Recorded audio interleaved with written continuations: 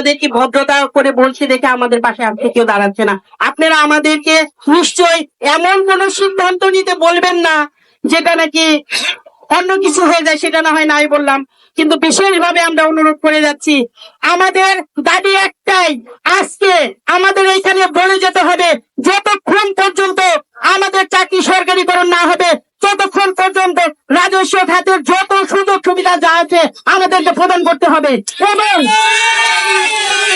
এবং আমাদের কলেজের একটা কর্মচারীকে সে যদি গুরুতর ভাবে কোনো অপরাধ করে থাকে তার জন্য শাস্তির ব্যবস্থা করুক, আমরা মাথা পেতে নেব।